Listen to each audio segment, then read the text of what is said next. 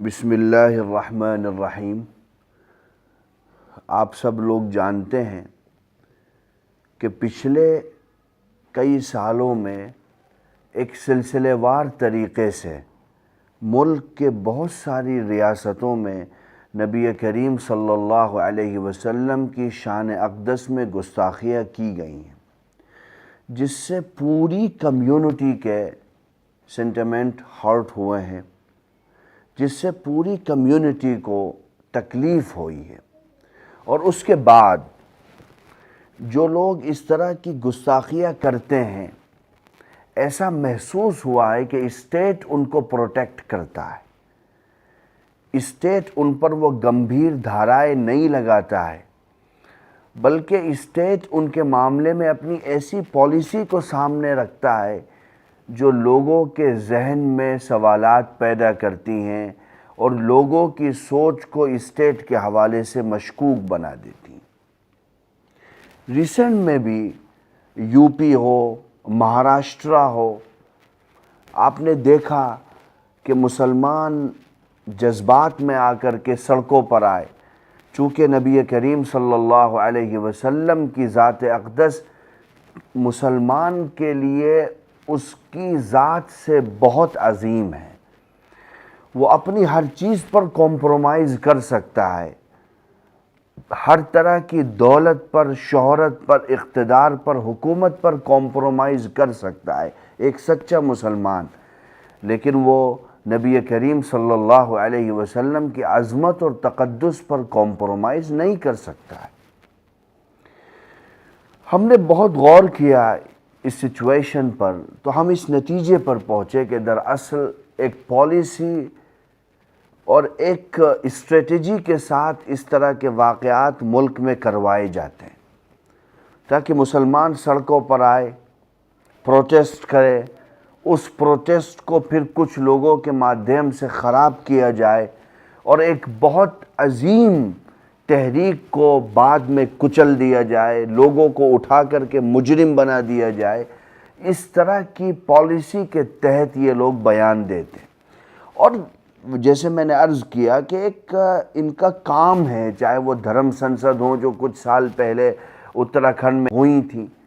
اس میں بھی آپ دیکھیں گے کہ اسلام کے خلاف، مسلمانوں کی مذہبی کتاب کے خلاف اسی طرح کی نان سینس باتیں کی گئیں۔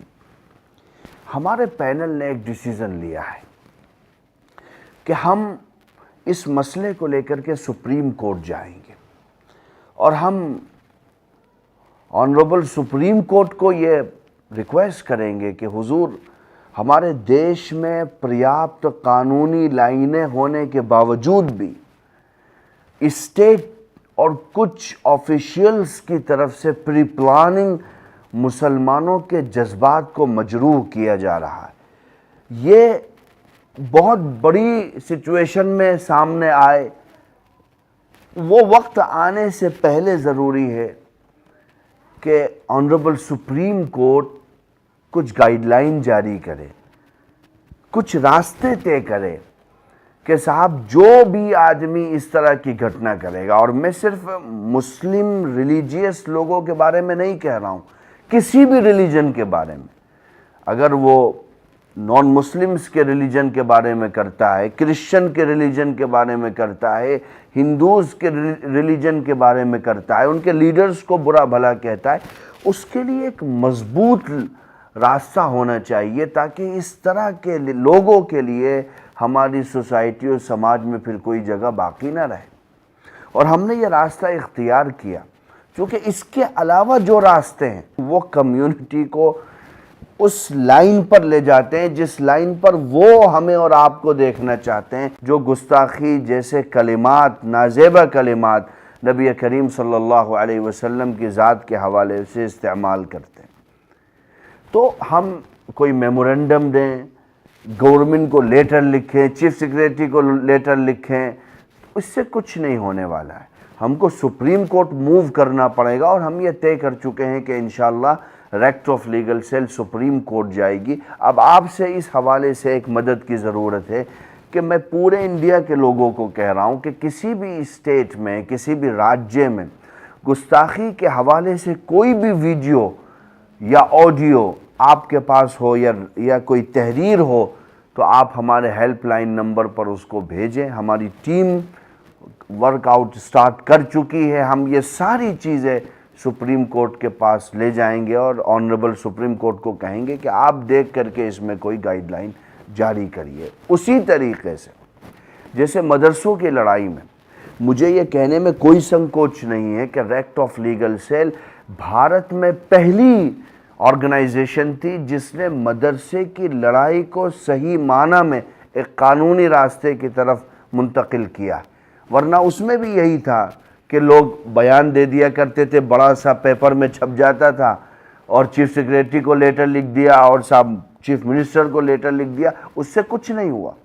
ہم پچھلے مہینوں میں کتنا پریشان رہے,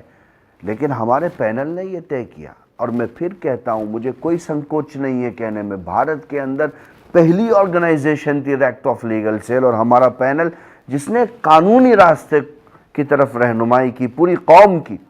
اور آپ دیکھیں گے اس کو منطقی انجام تک پہنچانے کے لیے جمعیت علماء ہند کی قیادت سے مشاورت کے بعد اس پلیٹ فارم کو استعمال کیا گیا. لیکن اس کی شروعات, اس تحریک کو آگے بڑھانا, ریپرزنٹیشن بھیجنا, پوری فائلنگ کرنا, یہ سب ریکٹ آف لیگل سیل نے کیا. ایک دشا دکھائی اور ہمیں یہ محسوس ہوا کہ ہمارا جوان سڑکوں پر پتھر لے کر کے آئے, اس سے مسائل حل نہیں ہوں گے. ہمیں قانونی راستے سے اس ملک کے اندر اپنا مستقبل طے کرنا ہوگا. میں سبھی لوگوں کو یہ کہوں گا کہ آپ گستاخی کے حوالے سے جس طرح کی بھی ویڈیو, آڈیو یا تحریر آپ کے پاس ہو, لیٹر ہو, تو میرے اور آرگنائزیشن کے ہیلپ لائن نمبر پر آپ ہمیں بھیج سکتے ہیں. اس سے کیا ہے کہ ہم جو جانکاری کلیکٹ کر رہے ہیں, سلسلے وار طریقے سے جو واقعات ہوئے ہیں ان کو جمع کر رہے ہیں, اس میں ہمیں آسانی ہوگی. چونکہ ہر جگہ کی گھٹنا تک ہم پہنچ جائے یہ ممکن نہیں ہے, اور ہم چاہتے ہیں کہ پوری تیاری کے ساتھ